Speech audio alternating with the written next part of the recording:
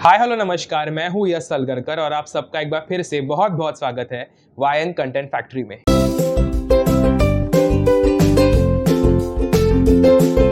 तो गाइस, आज हमारे साथ जो गेस्ट मौजूद है उन्हें आप जानते हैं उनके चैनल ब्रेड बटर टोस्ट के ज़रिए। उन्हें आपने देखा होगा काफ़ी सारे बंगाली शोज़ में, एड फिल्म्स में। मैं बात कर रहा हूँ सोमनाथ चटर्जी का। वो एक एजुकेटर है और एक एंटरटेनर भी। सोम, आपका बहुत बहुत स्वागत है हमारे सीरीज़ में। Thank you very much. Thank you to Yash और सारे लोग जो देख रहे हैं। मैं पर्सनली आपसे बात करने के लिए बहुत ज़्यादा एक्साइटेड था क्योंकि मैं खुद आपके चैनल के ज़रिए बहुत कुछ सीखा हूँ एंड मैं चाहता हूँ कि मेरे दर्शक भी आपके साथ जुड़े और बहुत कुछ सीखे। इसके लिए मैंने आज आपको यहाँ पे बुलाया है। हमारी चैनल की एक परंपरा है कि हमारे साथ जो भी जुड़ते हैं या फिर जो भी हमारे पास गेस्ट आते हैं उनका हम स्वागत गिफ्ट देके करते हैं। तो गिफ्ट मिलेगा? Yes definitely. हमारा जो फर्स्ट सेगमेंट है, गिफ्टिंग सेगमेंट, वही है। हम उसे शुरुआत करते हैं, चलिए।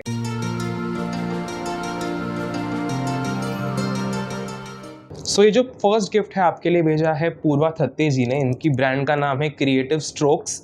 इन्होंने आपके लिए खास ये पेन स्टैंड भेजा है, हैंडमेड है ये। वाह, thank you. That's so nice.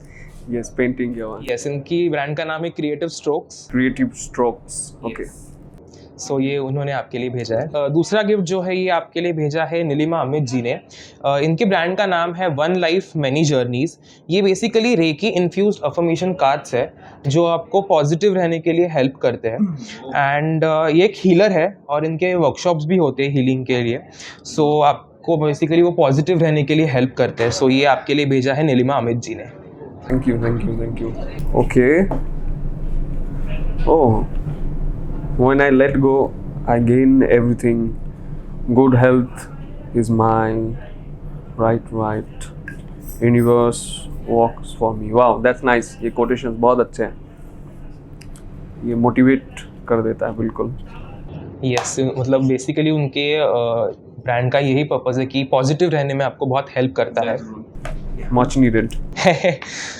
ये जो थर्ड गिफ्ट आपके लिए भेजा है ये भेजा है वेदश्री मधुकर जोइल जी ने। इनकी ब्रांड का नाम है वेदश्री क्रिएशंस। इन्होंने आपके लिए खास ये कॉम्बो भेजा है। इसमें सेंटेड कैंडल्स और बुकमार्क्स है। बेसिकली इनकी जो ब्रांड है, इनकी एक स्पेशलिटी ये है कि ये जो भी चीज़ें बनाते हैं ये राइट फ्रॉम स्क्रैच घर पे बनाते हैं और इनका जो पैकेजिंग है ये भी इको फ्रेंडली 100%। ये आपके लिए भेजा है वेदश्री मधुकर जोइल जी ने। Okay, thank you. नाइस।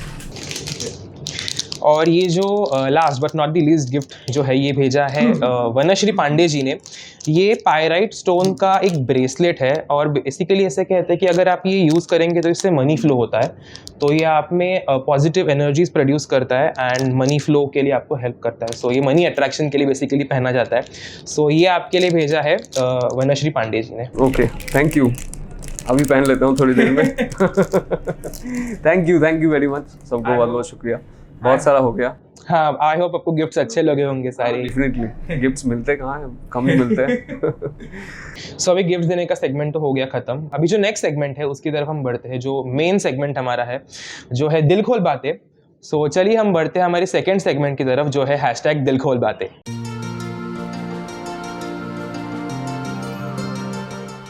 इस सेगमेंट का जो फर्स्ट क्वेश्चन है वो ये है कि आपका जो एक्टर बनने का सपना था वो बचपन से था या आपको कुछ समय बाद ये चीज़ रियलाइज़ हुई कि आपको एक्टिंग में रुचि है?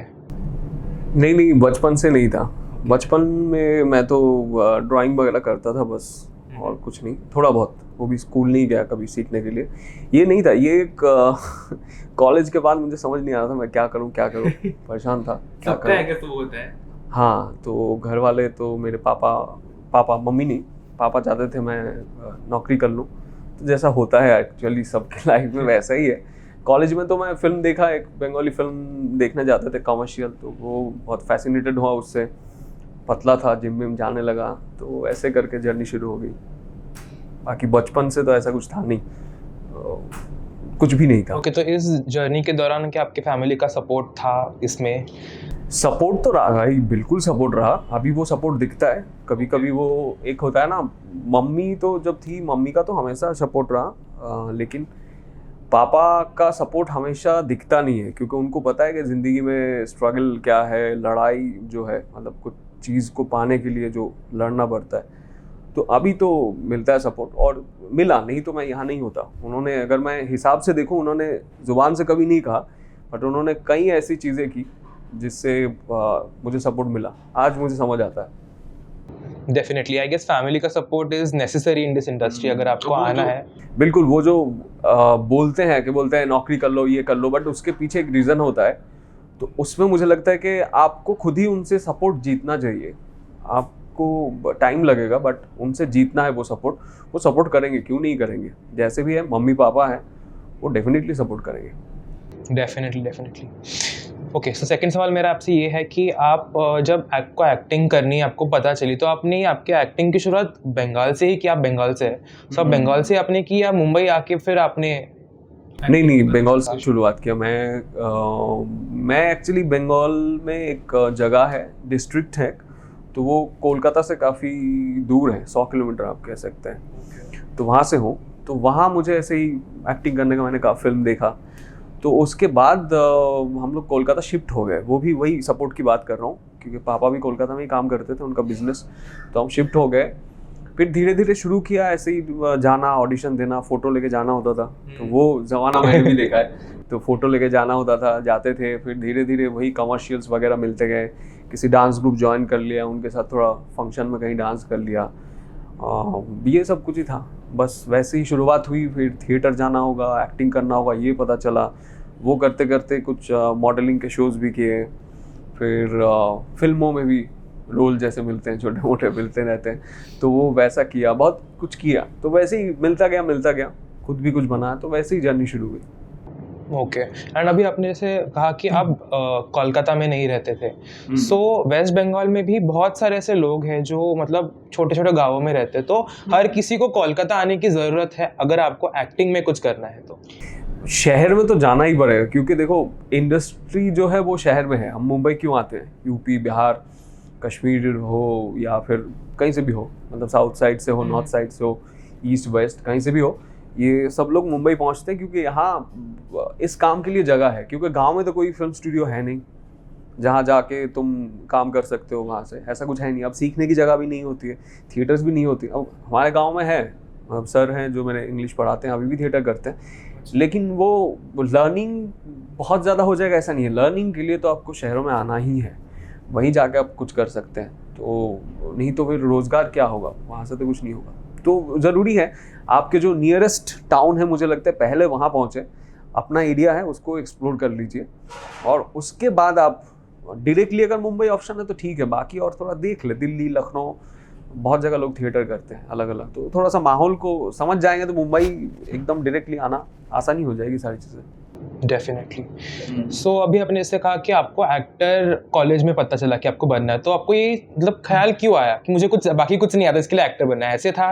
अरे ये मुझे ना, कल मैं मनोज वाजपेयी सर का वो इंटरव्यू देख रहा था, तो उन्होंने भी कहा कि वो जब क्लास 5 में थे तो वो कविता बोलने गए थे और लोगों ने ताली बजाया था बहुत। तो मेरा भी ऐसा ही कुछ हुआ कि मैं बहुत ही पतला ऐसे कुछ था, तो फिल्म देखने गया तो देखा वहाँ पे पहली बार हीरो आ गया, तो सबको मार रहा है, पीट रहा है, तो मुझे बड़ा अच्छा लगा वो, और लोग ताली बजा रहे थे। लगा ये कर सकते हैं, ये करके देखते हैं, ये करते हैं। और मैं उनका थोड़ा कॉपी करता था, तो सारे लोग मुझे ऐसे बोलते थे, पता नहीं चिढ़ाते थे कि क्या, वो बोलते थे कि भाई तुम जाओ कर लो, हीरो बन जाओगे, ऐसे जो सबको बोलते हैं ऐसे। मैं भी थोड़ा ऐसे घूमता था, तो वो ना बाद मैंने सीरियस ले लिया तो वो सीरियस ले लिया, दिल पे ले लिया, तो वो फिर आगे गाड़ी चल पड़ी धीरे धीरे।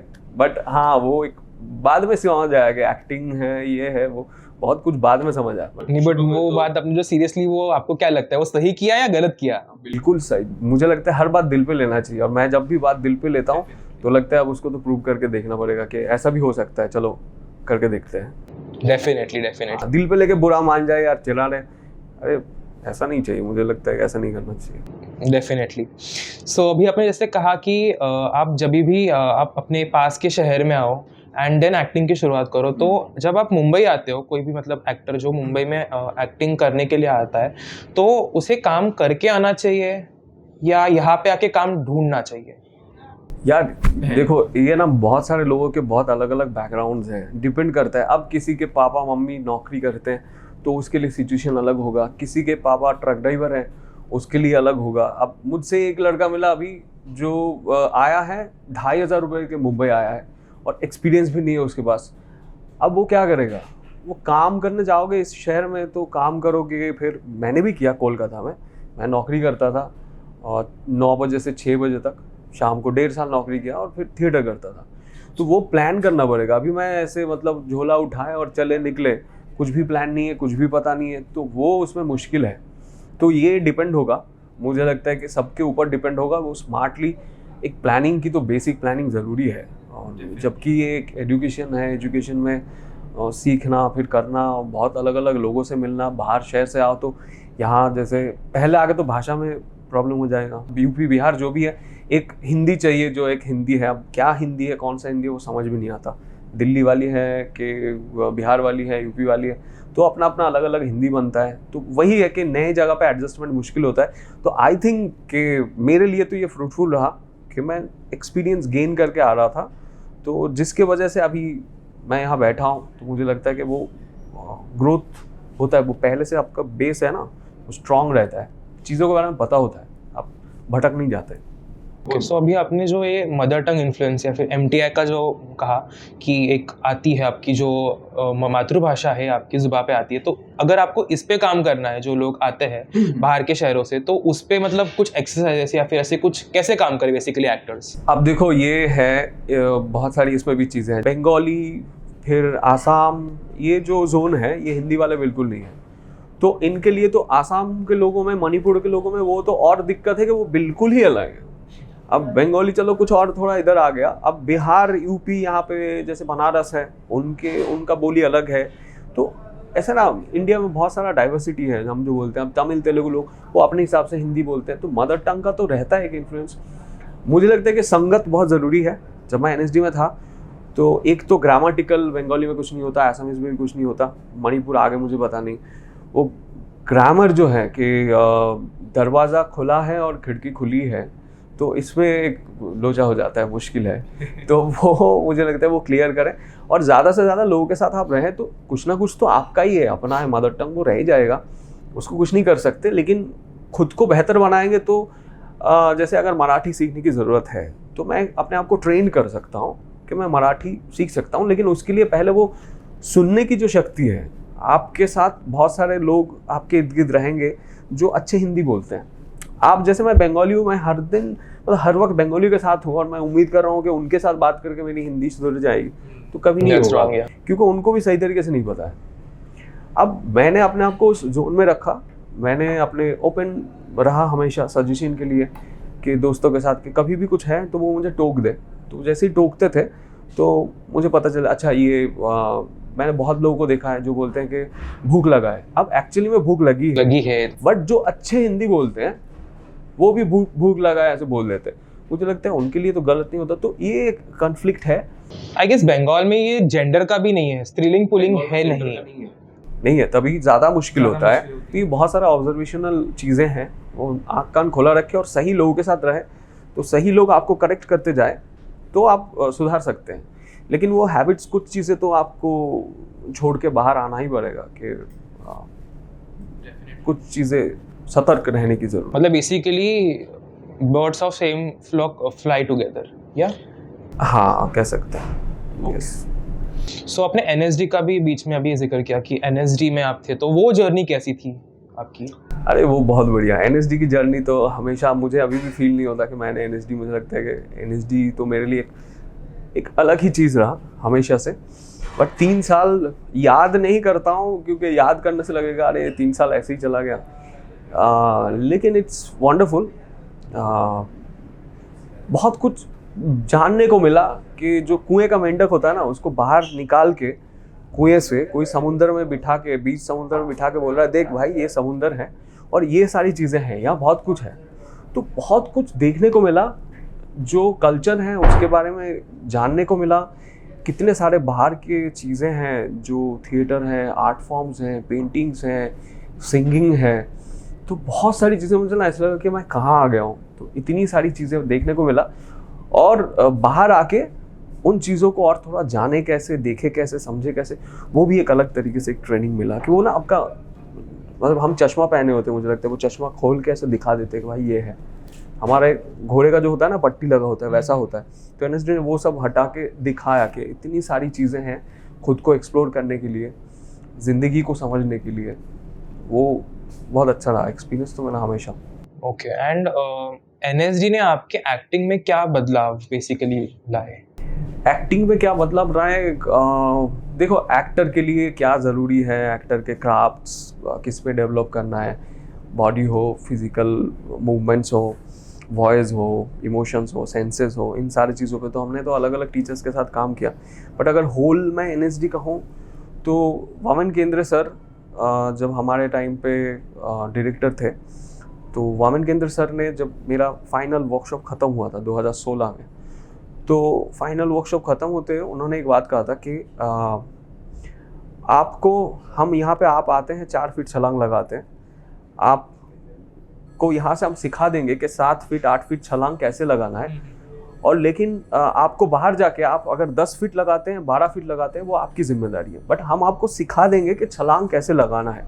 तो वो एनएसडी ने मुझे, अगर मैं पूरा समेट के कहूँ, कि वो सिखाया। ओके, एंड अभी हमारे बहुत सारे दर्शक हैं, उन्हें भी एनएसडी ज्वाइन करनी, तो इसकी एक एडमिशन प्रोसेस कैसी होती है? How to get enrolled in NSD?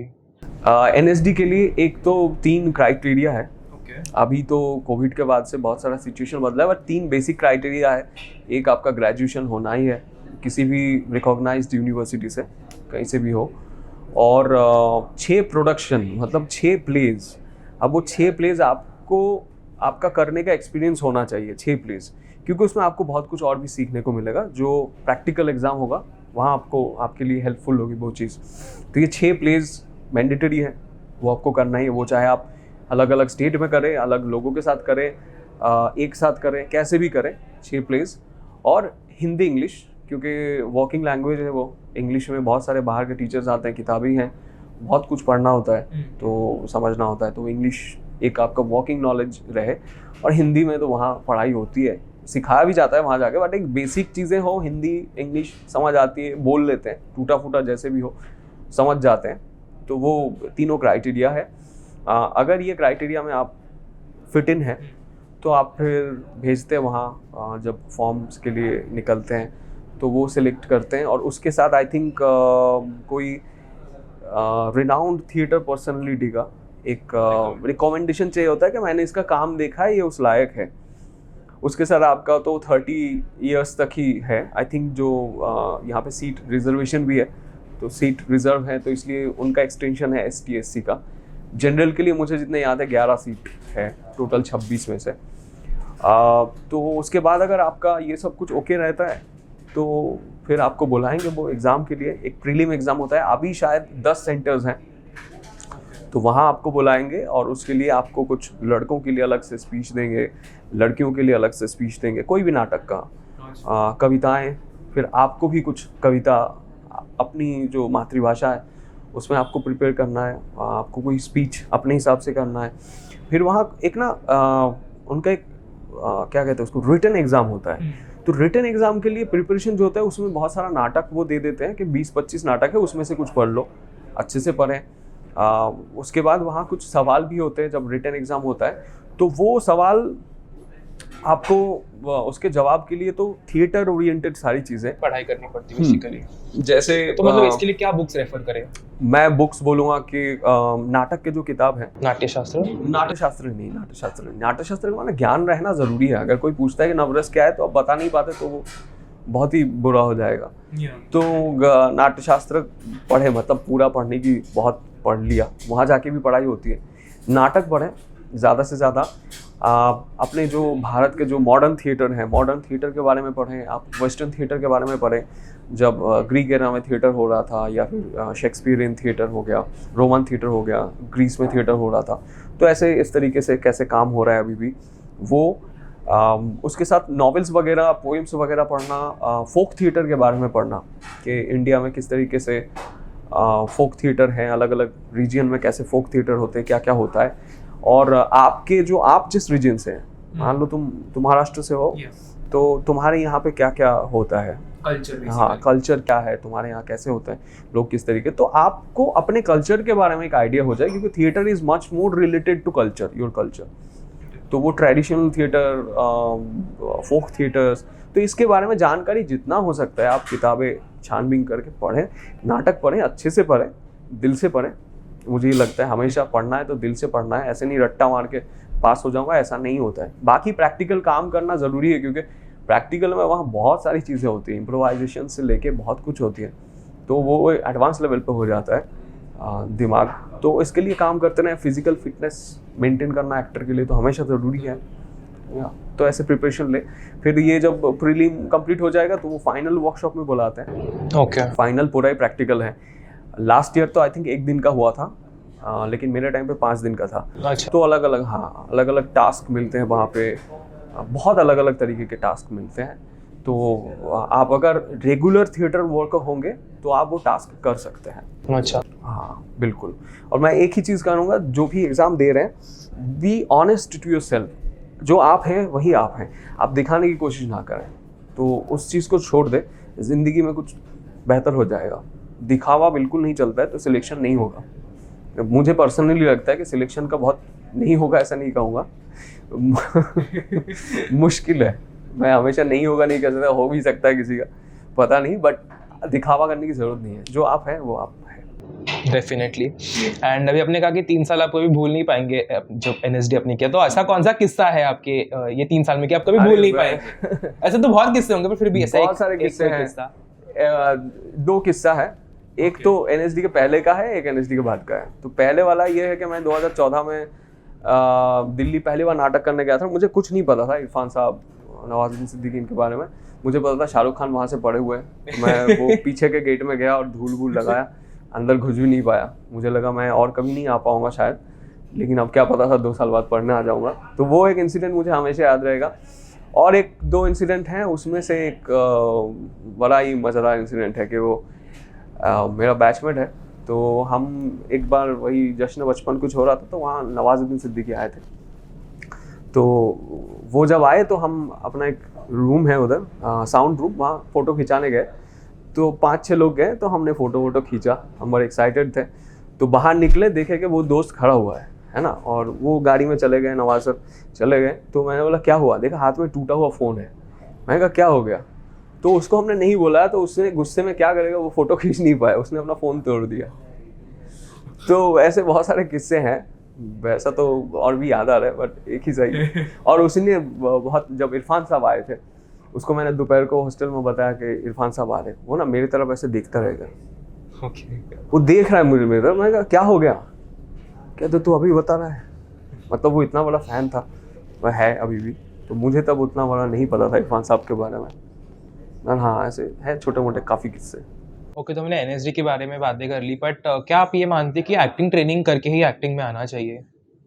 मैं तो मानता हूँ, क्योंकि मैं यहाँ हूँ और मुझे ट्रेनिंग में बहुत सारी चीज़ें आती हैं। तो बहुत ह्यूज एक वास्ट सब्जेक्ट है, तो बहुत समझदारी वाली चीज़ है। इंटेलिजेंस जो है वो सारा सब कुछ ट्रेनिंग करके ही होता है। और ट्रेनिंग के बिना क्या होता है ना, कि आप कभी भी ये ना, जो आप खड़ा कर रहे हैं ना ऐसे बड़ा बिल्डिंग, आप तो कोई ऊंचाई में जाना चाहते हैं, और ये प्रोफेशन जो है वो आपको कहीं से कहीं पहुंचा सकता है। तो इसमें वो कभी भी आपका ट्रेनिंग होगा ना, तो आप अपने आप में कॉन्फिडेंट हो जाएंगे कि मैं कर सकता हूँ। वो एक गट्स आ जाएगा और वो एक हिम्मत जुट जाएगी और लगेगा कि मैं तो कर सकता हूँ, कोई है नहीं है मुझे कुछ फ़र्क नहीं पड़ता, मैं करूँगा। कोई भी बोलता है कि ये नहीं होगा, मैं करता हूँ, देखता हूँ। तो वो एक बहुत हिम्मत आ जाती है। मुझे लगता है ट्रेनिंग मच नीडेड, और एक्टर को खुद के ऊपर बहुत काम करना चाहिए, जिसमें मैं आजकल बहुत ज़ोर दे रहा हूँ। खुद के बॉडी और खुद के ऊपर बहुत, मुझे लग रहा है इस वक्त बहुत ज़रूरी है उस चीज़ को फ़िल्टर करना, खुद को साफ़ सुथरा बनाना, साफ़ सुथरा अंदर से। वो कैसे बनाते हैं, क्यों बनाते हैं, सुनते हैं हम बहुत सारे मोटिवेशनल ऐसे, जो आपने अभी गिफ्ट दिया ना, तो उसमें बहुत कुछ लिखा हुआ है, लेकिन उसका मीनिंग हमें नहीं पता होता है। हम पढ़ लेते हैं लेकिन मीनिंग नहीं पता। ये सारी चीज़ें वही धीरे धीरे एक ट्रेनिंग ज़रूरी है, मुझे लगता है कुछ करने के लिए। हर चीज़ में जब ट्रेनिंग की ज़रूरत है, एज एन एक्टर बनने की ज़रूरत है। अनटिल एंड अनलेस, जैसे ठीक है तुम्हारे पापा कोई है ये है, लेकिन फिर भी ट्रेनिंग नहीं होगा तो वो कुछ दिन ही मुझे लगता है कि हो सकता है जो हम देख रहे हैं दुनिया में। ये जैसे आपने अभी ट्रेनिंग की बात की तो लोगों को ऐसा लगता है कि ट्रेनिंग हो गया तो एक्टर बन गए। नहीं नहीं, बिल्कुल नहीं है। ये भी एक बहुत आजकल लोगों को लगता है कि ट्रेनिंग ले लो एक्टर बन जाओ, ऐसे नहीं है। क्योंकि ना वो गलत जो परसेप्शन है वही फैलाया जा रहा है सारी चीज़ें उसके ज़रिए। और एक्टर मतलब वो फेमस हो गया, रात कुछ कर लिया, सुबह उठ के रात को वीडियो बना, सुबह उठ के फेमस हो गया, वैसा नहीं है। जो एक्टर हैं, जो एक्टर्स काम करते हैं, उनका डेफिनेशन कुछ अलग है। वो सारी चीज़ें तो ट्रेनिंग कर लिया, मैं एनएसडी से आ गया तो हो गया। अगर मैं रोज़ प्रैक्टिस नहीं करता तो मैं आज जो कर रहा हूँ मैं नहीं कर पाता। डेफिनेटली। और जो आगे भी करूँगा, अगर मैं कल प्रैक्टिस छोड़ दूंगा मैं नहीं कर पाऊंगा, मुझे खुद पता है।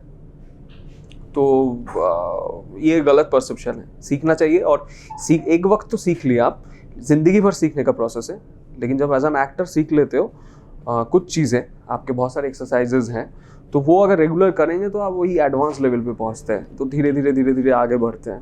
तो इसलिए वो कर लिया हो गया, वो एटीट्यूड मुश्किल है।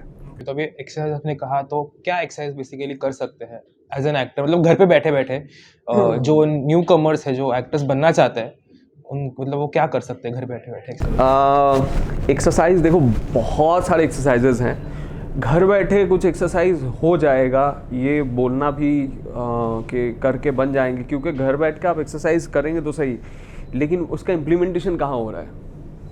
आप घर बैठ के आपको पता चल रहा है कि आप अपने जो सोर्ड है ना, तलवार, उसको आप घिस रहे हैं, घर बैठ के घिस रहे हैं, है ना।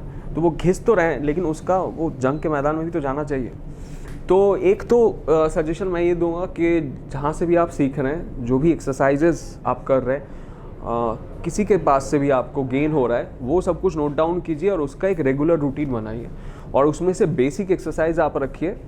आपके जो एक्सप्रेशंस हैं उसके लिए, एक्सप्रेशन के लिए बहुत एक्सरसाइज होता है। मैंने भी अपने चैनल पे बहुत सारा शेयर किया है, अभी फिर से कर ही रहा हूँ, एक शेयर करूँगा। आईज़ के लिए, आपके जो फेशियल मसल्स के लिए होता है, एक होता है फेस योगा, तो वो बहुत इम्पॉर्टेंट है। फेस योगा आपकी मसल्स को बहुत अच्छे से डेवलप कर देता है। दूसरा है तो आपके जो बॉडी है, बॉडी के ऊपर ध्यान देना बहुत ज़रूरी है। बॉडी फ्लेक्सिबिलिटी, नॉट मैं जिम करके बॉडी बना के ऐसे कर तो एक्टर के लिए वो ज़रूरी नहीं है, क्योंकि वो अपने आप बॉडी को तोड़ नहीं पाएंगे। मैं भी जाता था, अभी नहीं जा रहा हूँ, लेकिन बंद कर दिया, धीरे धीरे समझ आया। तो बॉडी फ्लेक्सिबिलिटी बहुत ज़रूरी है। उसमें भी और डिटेल हैं, क्योंकि एनर्जी चैनलाइज कैसे होता है ना, बॉडी कैसे रिएक्ट करता है, वो बहुत सारी चीज़ें हैं। तो बॉडी में काम करना, फिर अपने वॉइस पे काम करना, पिच अप डाउन, वॉल्यूम कम करना, फिर वॉल्यूम बढ़ाना, पिच को हाई करना, तो बहुत सारी चीज़ें उस पर आता है। फिर माइंड कंट्रोल, बहुत लोग मेडिटेशन वगैरह हम करते ही हैं, लेकिन सिर्फ मेडिटेशन से नहीं होगा, बहुत सारे थॉट्स हैं। तो इन सारी चीज़ों को जहाँ से भी आप सीख रहे हैं, है ना, माइंड कंट्रोल तो मैंने कहा ही है, ब्रीदिंग कंट्रोल एक और है, ब्रीदिंग को कंट्रोल करना। तो इसके काफ़ी सारे एक्सरसाइजेज हैं। वो एक्सरसाइजेज आप जहाँ से भी सीख रहे हैं, जो भी कर रहे हैं, आप करें, बेटर से बेटर एक्सरसाइज सीखें और उसको घर पे प्रैक्टिस करें। चाहे वर्किंग है, लेकिन जब भी टाइम मिले, प्रैक्टिस इज़ मच नीडेड। आप क्रिकेटर्स को देख लो, फुटबॉलर्स को देख लो, कितने प्रैक्टिस करते हैं। रोनाल्डो, मेसी, सचिन तेंदुलकर, विराट कोहली, राहुल द्रविड़, जिनको भी देख लो, वो कितने प्रैक्टिस करते हैं, बहुत प्रैक्टिस करते हैं। तो प्रैक्टिस करके लेवल अचीव कर लें, तो उसके बाद फिर ठीक है, प्रैक्टिस भी कर रहे हैं, खेल भी रहे हैं, प्रैक्टिस भी कर रहे हैं, खेल भी रहे हैं। तो आई थिंक वो इम्पॉर्टेंट है, इन चीज़ों पे फोकस करें। Okay, definitely. एंड आपका चैनल भी है ब्रेड बटर टोस्ट, तो वो ओपन करने का क्या इंटेंशन था आपका, क्या मोटिव था? मेरा वो ना पुराना है। मैं जब एनएसडी में था तो मैं ऐसे वीडियो डालता था, मुझे पता नहीं था यूट्यूब ऐसा कुछ है, वहाँ से लोग इतने पैसे कमाते हैं, ऐसा कुछ होता है। तो वो काफ़ी 12 साल हो गया चैनल को, शायद वो चैनल बना हुआ है। हाँ, लेकिन आई थिंक 2012 में बना था, 11 साल। तो उसमें ऐसे वीडियो डाल दिया तो मैं बहुत खुश होता था कि मेरा जो वो एक सोलो है उसमें 20,000 व्यू आ गए। मुझे लगा रहे बहुत बढ़िया। लेकिन मुंबई आने के बाद मुझे पता चला, धीरे धीरे गरिमा से मिला, तो उसके ज़रिए सब शुरू हुआ। मेरा क्या था, मैं जब कोविड के टाइम घर वापस जा रहा था, तो यहाँ से घर तो यहाँ तो रूम ही लिया था तब मड में। तो वापस जाते वक्त फिर क्या करूँ, क्या मतलब काम तो नहीं है, कुछ तो करना पड़े, तो वहाँ वीडियो बनाता छोटे छोटे, तो वही सबको भेजता था। एक दिन फिर गरिमा का मुझे टेक्स्ट आया, कोलैब किया हमने। फिर उसके बाद से मुझे भी लगा कि ऐसा कुछ करते हैं। कोरोना से पहले ही मैं सोच रहा था, मुझे दोस्त भी बोल रहे थे कर सकता है, लेकिन कैसे करना है पता नहीं था। तो वो मैं करता गया और मुझे फिर क्या हुआ, वहाँ बहुत सारी क्राइसिस थी। मनी, फिनेंशियल एक बहुत बड़ी चीज़ होती है यहाँ पे, तो वो कहीं ना कहीं रुक गया था सारी चीज़ें। तो उसने मुझे बहुत सपोर्ट किया, और सपोर्ट करने के बाद करते करते मुझे बीच में मैं घर चला गया, 6 महीना गैप भी हुआ। फिर मुझे लगा कि मुझे ये करना क्यों है, तो धीरे धीरे एक मोटो मिला मुझे। आज जो मेरा मोटिव है कि वो है कि ये जो थिएटर है, अगर मैं एक्टर बनने का एक प्रोसेस है, वो थिएटर से हम सीखते हैं। फिल्म हो, थिएटर हो, एक्टिंग की मैं बात कर रहा हूँ। ये एक्टिंग एक ऐसी विधा, कहते हैं विधा है, जो एक बेहतर इंसान बना सकते हैं एक इंसान को, जो आपको ज़िंदगी के बारे में, खुद के बारे में समझा सकता है। और मुझे लगता है हर किसी को एक्टिंग के बारे में, ये जो फील्ड है एक रिसर्च वर्क मेरे लिए बन गया कि जानना ज़रूरी है। इसमें एजुकेशन जो है हमारे देश में, तो स्पेशली बाहर बहुत एजुकेशनल है सब कुछ, हमारे देश में उतना नहीं है। तो मैं कहीं ना कहीं इसके ज़रिए लोगों तक पहुँच जाऊँ कि जिन लोगों जो कहीं गांव में थिएटर कर रहे हैं, उनका मुंबई आने का सपना ही नहीं है। मतलब बचपन में मुझे भी पता नहीं था अपने गांव से कि मुंबई किस दिशा में है, वो पता ही नहीं था मुझे कि किस तरफ मुंबई है तो वो लोग सीख पाए, और जो दूर हैं उनके पास भी एजुकेशन पहुंचे और वो बेटर काम कर पाए। क्योंकि जो एक्टर्स भी वर्किंग है, ऐसे कई सारे लोगों के बारे में मुझे पता चला जो काम कर रहे हैं और अच्छे काम के, बंगाल में भी है। तो वो मुझे भी उन्होंने पर्सनली टेक्स्ट किया था, मैं देखता हूँ आपका काम। तो बेसिक सारी चीज़ों पे वो काम करें तो काम बेटर हो सकता है। तो मुझे लगता है कि ये एक्टर्स अच्छे से काम करें, जो मैं जानता हूँ मैं शेयर भी करता हूँ, तो मुझे भी बहुत नॉलेज मिलता है, मुझे भी एक हिम्मत मिल जाती है, लोग भी मिल रहे हैं, एक कम्युनिटी धीरे धीरे बढ़ रहा है। जो मेनली मेरा एक पर्पस है कि एक्टिंग एज एन एजुकेशन, मुझे लगता है कि ये फ्री एजुकेशन सिस्टम होना चाहिए, इसलिए मैं फ्री में ही शेयर करता हूँ सब कुछ। क्योंकि इसमें एजुकेशन की कमी बहुत है, नॉलेज की बहुत कमी है, सही नहीं मिल रहा है, कहीं भी कुछ भी हो रहा है, इसलिए। सो अभी आप जब मुंबई आए थे तब आपने बहुत स्ट्रगल फेस किया होगा ऑब्वियसली, घर ढूंढने से लेके, काम ढूंढने से लेके, तो वो क्या, मतलब वो उसके बारे में हमें जानना है। देखो, स्ट्रगल का शब्द मुझे हमेशा ही लगता है कि स्ट्रगल जो है ना, स्ट्रगल जिंदगी में सबके हैं स्ट्रगल। वही मैं इंटरव्यू सुन रहा था, वही वो लोग कह रहे थे कि ये जो लोकल ट्रेन से मैं रोज कॉलेज आता था अपने गांव से, तो वो एक स्ट्रगल था। यहाँ पे भी लोग जैसे रोज चलते हैं स्ट्रगल, मैंने पापा को भी देखा है, सभी स्ट्रगल कर रहे हैं अपने अपने हिसाब से। लेकिन मुंबई आना क्या हुआ कि मेरे लिए, मुझे पता था कि क्या हो सकता है, क्योंकि मैं कोलकाता में ऑलरेडी वो सब कुछ कर चुका था, जो मुंबई आके ज्यादा करना पड़ा। लेकिन डिफिकल्टीज भी ज्यादा ही हुई ऑब्वियसली, लेकिन ऐसा कुछ नहीं था कि जो मुझे बिल्कुल पता नहीं होगा कि कुछ भी ये क्या हो रहा है, ऐसा नहीं था। मुझे था कि होगा, कुछ ना कुछ तो होगा, ऐसे होगा। तो वो तो रहता है, परेशानी तो रहता है। एक तो खुद के साथ खुद की लड़ाई होती है बहुत बार, मेंटली वो बहुत स्ट्रांग रहना जरूरी है उस पीरियड में, और वो अभी भी है, सबका है। आई थिंक जितने बड़े बड़े एक्टर्स हैं कर रहे हैं, वो उनके भी अपने अपने सबके जिंदगी में स्ट्रगल तो है। हाँ, मॉनिटरी इश्यूज वो तो ठीक है, जब नाम होगा, काम होगा तो पैसे भी होंगे, तो वो तो चलता रहता है। एंड आखिर में हमारे जो भी न्यू कमर्स इस इंडस्ट्री में आने चाहिए, उनके लिए आप क्या कहना चाहेंगे। हाँ, ये बहुत ही मैं सोच रहा था क्या कहूँ। न्यू क्या ना, एक तो जरूरी है कि आप ये क्यों कर रहे हैं। सबको ना क्लियर नहीं होता, पता नहीं होता कि मैं क्यों कर रहा हूँ, मैं एक्टर क्यों बनना चाहता हूँ। क्योंकि कुछ लोग फेम के चक्कर में, कुछ लोग पैसे बहुत हैं, लाइफस्टाइल, स्टार बनना है। जैसे मेरा एक स्टूडेंट अभी कह रहा था कि मैं स्टार कलाकार बनना चाहता हूँ। मैंने कहा स्टार कलाकार क्या है क्योंकि कलाकार तो कलाकार है। ट्रेन में जो, वो कल रात को ही मैं वापस आ रहा था ट्रेन में, तो कोई वो पता नहीं वो कौन से इंस्ट्रूमेंट है, बट वायलिन जैसे ही होता है, बट देसी है, अपने इधर का है, तो वो बजा रहे थे, तो बड़ा अच्छा लग रहा था। तो ये भी तो कलाकार है, लेकिन वो देखो ट्रेन में जा रहे हैं लोगों से, उनके बच्चे जो हैं पैसे मांग रहे हैं। तो वो स्टार कलाकार ये अलग है। तो बनना क्या है वो पहले तो डिसाइड करें, और फिर सही तरीके से, सही रास्ते में, सही लोगों के साथ जुड़े। सही लोग पहचानने में टाइम लगेगा, इसलिए खुद को पहचानना जरूरी है। डिसिप्लिन बहुत जरूरी है लाइफ में।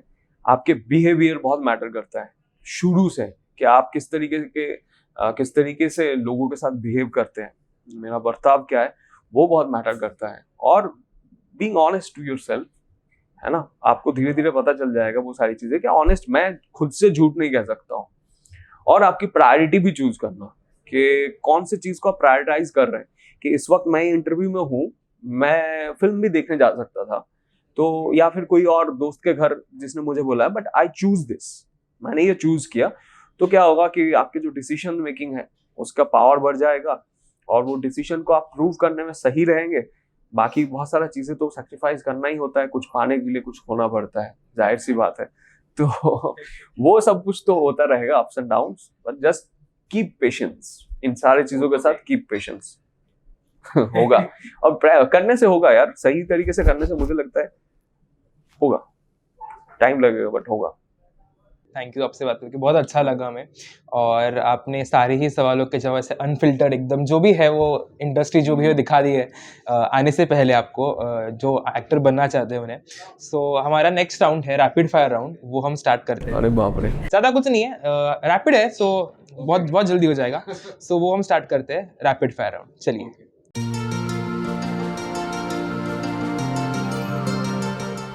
सो रैपिड फायर राउंड में मैं आपको कुछ ऑप्शंस दूंगा और आपको चूज करना है उसमें, ठीक है? So Hindi industry, Bengali industry? Indian film industry. Okay, good. Acting या फिर टीचिंग? एक्टिंग। ओके। थिएटर या फिर कैमरा? एक्टिंग। ओके, बट फिर भी अगर आपको चूज करना पड़े तो? जब मैं थिएटर करूंगा मैं थिएटर कर रहा हूँ, जब मैं कैमरा करूंगा कैमरा कर रहा हूँ। मैं आई लव बोथ। एंड आपने इरफान साहब का जिक्र किया था, तो इरफान खान या नवाजुद्दीन सिद्दीकी? नो कंपैरिजन, मैं कंपेयर बिल्कुल नहीं कर सकता, इनमें कंपेयर बिल्कुल नहीं कर सकता। बट मेरा पर्सनल फेवरेट, क्योंकि नवाज सर जो हैं वो जूनियर हैं, तो इरफान साहब को पहले देखा, तो दोनों से ही सीखता हूँ। But personal favourite? अब तो इरफान साहब को ही बोल सकते हैं, नवाज सर से तो जरूर जल्दी मिलेंगे, बट ठीक है, बट दोनों ही फेवरेट हैं। थैंक यू सो मच, ये भी रैपिड फायर राउंड भी बहुत अच्छा गया। एंड बढ़ते हैं अभी हमारे लास्ट सेगमेंट की तरफ, जो है मसालेदार गेम्स। ये एक्चुअली एक गेम है, बट ये मतलब एक्टिविटी है, शायद आप करते होंगे। सो उसकी तरफ बढ़ते हैं, हैशटैग मसालेदार games.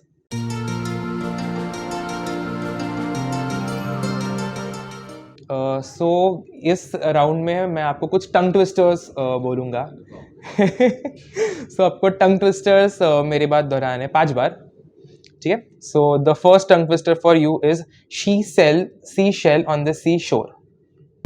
She sells sea shells on the seashore. seashells on the seashore. Seashore. Yeah. So Seashells on the seashore. Yeah. She sells seashells on the seashore. She sells seashells on the seashore. She sells seashells on the seashore. She sells seashells on the seashore. Okay, nice.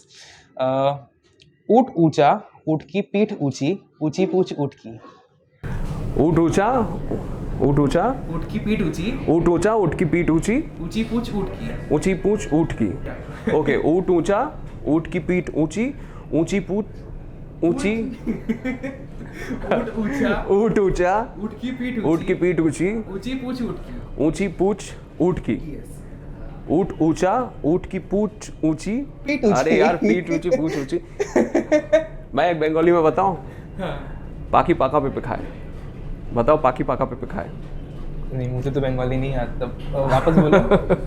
पाकी पाका पे खाए। कोई कुछ खा रहा है शायद। पाखी बर्ड, पाका पेपे। पेपे को क्या बोलते हैं हिंदी में? आई डोंट नो, लंबा वाला होता है वो। पपीता। ओके, पपीता। हाँ खाती है पाखी, पंछी। ओके। एंड जो लास्ट टंग ट्विस्टर है ये है काला राम गोरा राम। काला राम गोरा राम, काला राम गोरा राम, काला राम गोरा राम, काला राम गोरा राम, काला राम गोरा राम, काला राम गोरा राम, काला राम गोरा राम, काला राम गोरा राम। हाँ। बहुत अच्छा लगा आपसे बात करके, एंड बहुत अच्छा लगा कि आपने वक्त निकाला और आप आए फॉर आवर सब्सक्राइबर्स। सो हमारे सब्सक्राइबर्स के लिए आप क्या कहना चाहेंगे लास्ट में जाते जाते? यार मैं कहूँगा कि अच्छा इनिशिएटिव है तुमने जो लिया है। मैं तो चाहता हूँ कि ऐसे सभी लोग कुछ करते रहें और इंटरनेट का अच्छे से इस्तेमाल हो।